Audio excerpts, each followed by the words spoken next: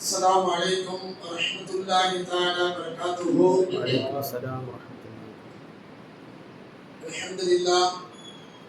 أعوذ بالله من الشيطان الرجيم. بسم الله الرحمن الرحيم. قال الله تعالى في القرآن العظيم وفي القرآن المجيد: إن الدين عند الله الإسلام وإنك على خلق عظيم.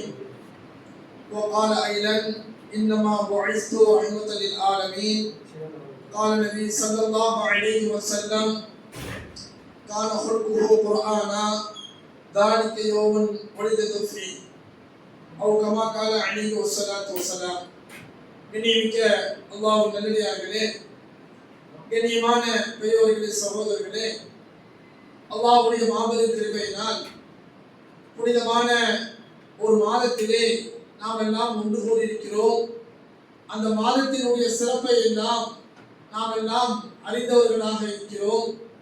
இந்த ரபீஉல் அவ்வல் மாதத்தில் தான் நபிகள் நாயகம் ஸல்லல்லாஹு அலைஹி வஸல்லம் அவர்கள் பிறந்தார்கள் என்ற செய்தியை நாம் எல்லாம் அறிந்து அவர்களை கண்ணியப்படுத்தும் விதமாக அவர்களுடைய வாழ்க்கை வரலாறை நம்முடைய தன் வாழ்வினுடைய முழுமையான ஒரு அங்கமாக எடுத்துக்கொண்டு செயல்படுத்தக்கூடிய ஒரு பிரத்யேகமான ஒரு நேரத்தையும் காலத்தையும் நமக்கு அல்லாஹ் தந்திருக்கிறார்.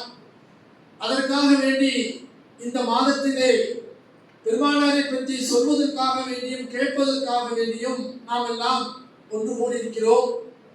இந்த சிறப்பான இந்த மாதத்தை அந்த அமலை செய்வதற்காக வேண்டி சுற்றுவட்டார இமாம்கள், ஏழை சுற்றுவட்டார ஜமாத்தினர்கள் அவர்கள் மூலமாக ஏற்பாடுபடுத்தப்பட்ட இந்த நிகழ்வு இலல் கியாமத் நாள் வரையும் அல்லாஹ் பரக்கத்தாக்கி வைத்து அதற்காக வேண்டி உறுதுணையாக இருக்கக்கூடியவர்கள், அதற்காக வேண்டி சொல்லாலும் செயலாலும் உதவி செய்யக்கூடியவர்கள், பொருளாலும் உதவி செய்யக்கூடியவர்கள் அனைவர்களுக்கும் அல்லாஹ்வுடைய பரக்கத்தை ஈர் உலகத்திற்கும் அல்லாஹ் கொடுத்து அவர்களுடைய வாழ்க்கையிலே மிகப்பெரிய ஒரு அருள்கொடையாக இந்த மாதத்தினுடைய சிறப்பையும் பரிபூர்ணமாக கொடுத்து உயர்ந்த சொர்க்க பூஜோலையிலே நம்மை அல்லாஹ் ஒன்று சேர்த்து நல்லொரு புரிவானாக பிரார்த்தனை செய்த வண்ணமாக என்னுடைய உரையை நான் ஆரம்பம் செய்கிறேன்.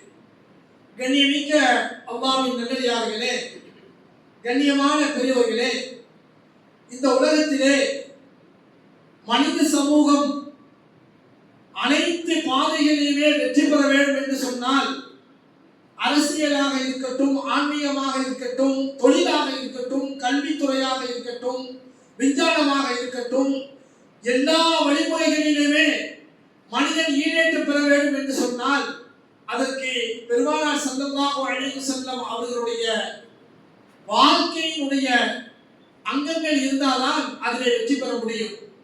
இன்று உலக அளவிலே எல்லா நிலையிலுமே எல்லா வெற்றியுமே சூறப்பட்டுக் கொண்டிருக்கிறது என்று சொன்னால், வெற்றியினுடைய நிலையை உயர்ந்த தரஜாவை பெறப்பட்டுக் கொண்டிருக்கிறது என்று சொன்னால் அதற்கு நபிகள் நாயகம் ஸல்லல்லாஹு அலைஹி வஸல்லம் அவர்களுடைய சொல்லும் செயலும் வாழ்க்கையினுடைய அங்கங்கள் அதிலே பதிக்கப்பட்டு இருக்கும் என்பதில் எந்த விதமான சந்தேகம் இல்லை. அன்பு நிறைந்த அல்லாஹ்வின் நல்லடியார்களே, நபிகள் நாயகம் ஸல்லல்லாஹு அலைஹி வஸல்லம் அவர்கள் இந்த உலகத்தில் மிகப்பெரிய ஒரு சிறப்புமிக்க ஒரு மனிதர் என்று உலகமே போற்றக்கூடிய ஒரு நிலையை நாம் எல்லாம் அறிந்த ஒன்று. குணத்தால், பண்பால், அன்பால், உபதேசத்தால், நட்பால், ஏன் காதலால், பணிவால் சிறந்த ஒரு மனிதர் இந்த உலகத்தில் இருக்கிறார்கள் என்று சொன்னால், உலகமே அறிந்த ஒரு மனிதர் யார் என்று சொன்னால் அதுதான் நபிகள் நாயகம் ஸல்லல்லாஹு அலைஹி வஸல்லம் அவர்கள் என்பதை நாம் மறந்துவிட முடியாது. அன்பு நிறைந்த அல்லாஹ்வின் நல்லடியார்களே, கண்ணியமான சகோதரர்களே, இன்றைய மாதம் நபிகள் நாயகம் ஸல்லல்லாஹு அலைஹி வஸல்லம் அவர்கள் பிறந்த மாதம் என்று நாம் எல்லாம் அறிந்த ஒரு செய்தி.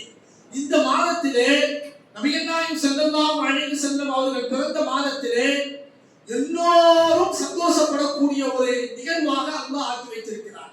விலங்குகளும் சரி, மனித இனமும் சரி, மரம் செடியும் சரி, சுவனமும் சரி, நரகமும் சரி, எல்லாமே நபிகள் நாயகம் ஸல்லல்லாஹு அலைஹி வஸல்லம் அவர்களுடைய பிறப்பை கண்டு மகிழ்ச்சி அடையக்கூடிய ஒரு தருணமாக அல்லாஹ் ஆக்கி வைத்திருக்கிறார் என்று சொன்னால் அவர் எப்படிப்பட்ட ஒரு சிறப்புமிக்க மாமனிதர் என்பதை நாம் அறிந்து அவருடைய வாழ்க்கையை தன் வாழ்க்கையாக நாம் ஆக்கிக் கொள்வதற்காக வேண்டித்தான் இந்த உலகத்திலே நமக்கு அல்லாஹ் வாழ்க்கையின் ஒரு ஹயாத்தை நமக்கு தந்திருக்கிறார். அன்பு நிறைந்த அல்லாஹ் நல்லடியார்களே, ஒரு ஆசிரியர் தன்னுடைய பதிவிலே புத்தகத்திலே பதிவு செய்கிறார். எப்படி என்று சொன்னால், பெருமானார் ஸல்லல்லாஹு அலைஹி வஸல்லம் அவர்கள் பிறந்தார்கள் என்ற செய்தியை உலகமே சந்தோஷப்படுகிறது. மரம், செடி, விலங்குகள் எல்லாமே சந்தோஷப்படுகிறது. சொர்க்கம் சந்தோஷப்படுகிறது, நரகமும் சந்தோஷப்படுகிறது என்று அவர் ஒரு பதிவு செய்திருக்கிறார் அந்த ஆசிரியர். அந்த ஆசிரியரிடத்தில் கேட்கும் பொழுது, நரகம் ஏன் சந்தோஷப்படுகிறது என்று கேட்கும் பொழுது அந்த மனிதர் சொன்னார், விலங்குகள் சந்தோஷப்படுகிறது. விலங்குகள் சந்தோஷப்படுகிறது என்று சொன்னால் நபிகள் நாயகம் இடத்திலே விலங்குகள் பேசியது, ஒட்டகம் பேசியது, உடுப்பு பேசியது என்ற விளக்கம் எல்லாம் ஹதீஸிலே பதிவு செய்யப்பட்ட விளக்கம். மரம் பேசியது எல்லாம் ஹதீஸிலே பதிவான செய்தி. மன்னரை பேசியது, இவைகள் எல்லாம் பேசக்கூடிய ஒரு தருணமாக இருந்த போதிலே நரகம் ஏன் பெருமானார் பிறந்ததை கண்டு சந்தோஷம் அடைகிறது என்று அந்த ஆசிரியர் பதிவிலே பதிவு செய்யப்பட்ட அந்த புத்தகத்தினுடைய வழியிலே அவர் விளக்கம் கொடுத்தார். அதாவது, நரகம் என்பது மிகப்பெரிய ஒரு அதிகமான மக்கள் அங்கு வந்து நிறைந்து விடுவார்கள். அதிகமான நரகத்தினுடைய நிலைக்கு மனிதர்கள் ஒன்று கூடப்பட்டு விட்டார்கள் என்று சொன்னால் அங்கு புல் லோடாக ஆகிவிடும் நரகத்தினுடைய நிலை. ஆனால் பெருமானார் ஸல்லல்லாஹு அலைஹி வஸல்லம் அவர்கள் பிறந்தார்கள் என்ற செய்தியை நான் கேட்டவுடனே நான் மகிழ்ச்சி அடைந்தேன்.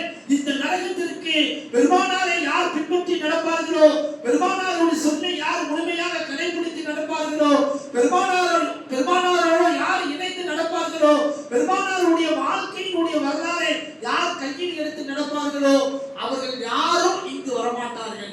ஆகையால் இந்த நரகம் என்பது பெருமானாருடைய வருகையினால் நான் சந்தோஷப்படுகிறேன். இந்த நரகம் மூழ்கடிக்கப்பட மாட்டாது.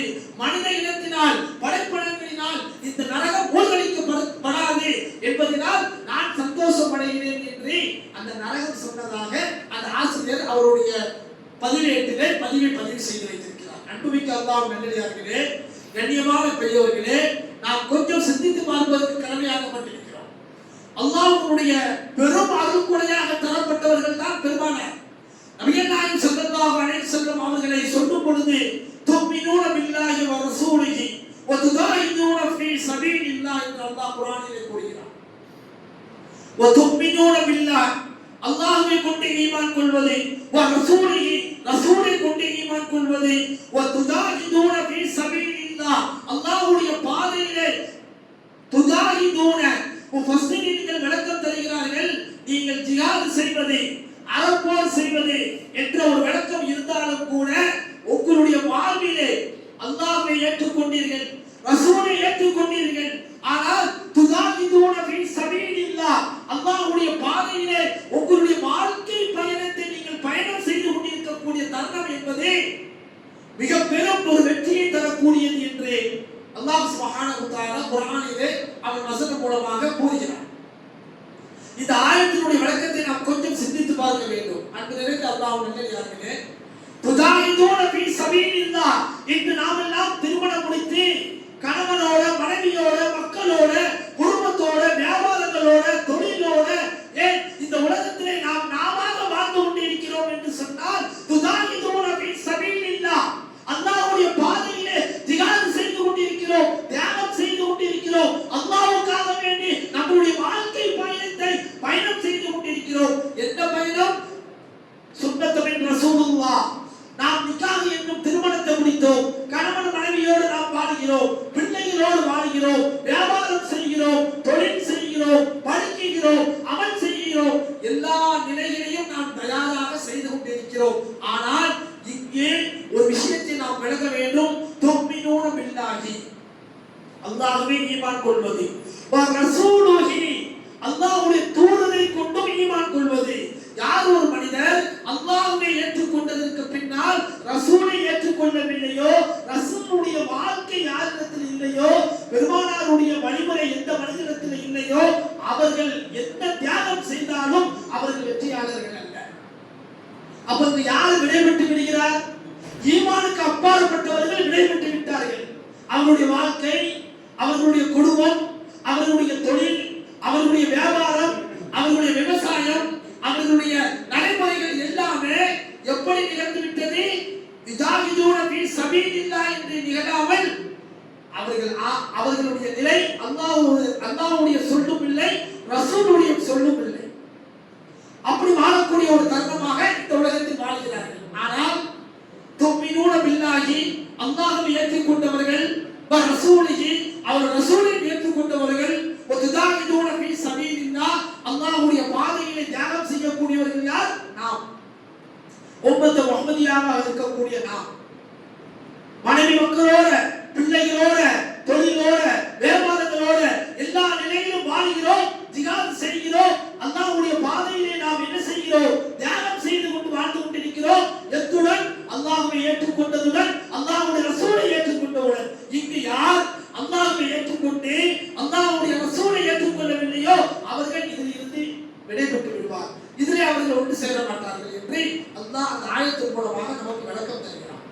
அடுத்தபடியாக அல்லாஹ் சொல்கிறான், யா அய்யுஹல்லதீன ஆமனூ அதீஉல்லாஹ வ அதீஉ ரசூல, ஈமான் கொண்ட விசுவாசிகளே, அல்லாஹ்வுக்கு வழிபடுவது, அவருடைய தூதருக்கு வழிபடுவது என்று அல்லாஹ் குர்ஆனிலே அடுத்த வசனத்தில் கூறுகிறார்.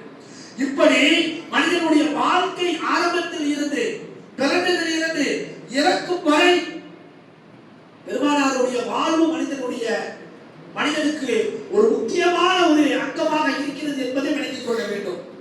இப்போ ஒரு மனிதன் பிறக்கிறான், பிறந்த உடனே அவனுடைய காதிலே, பிறந்த குழந்தையினுடைய காதிலே ஒரு காதிலே இகாமத், ஒரு காதிலே பாங்கு சொல்லப்படும். அஷ்ஹது அல்லா இலாஹ இல்லல்லாஹ், அஷ்ஹது அன்ன முஹம்மதர் ரசூலுல்லாஹ், ரசூலுல்லாஹ்வுடைய பெயர் அங்கு சொல்லப்படுகிறது.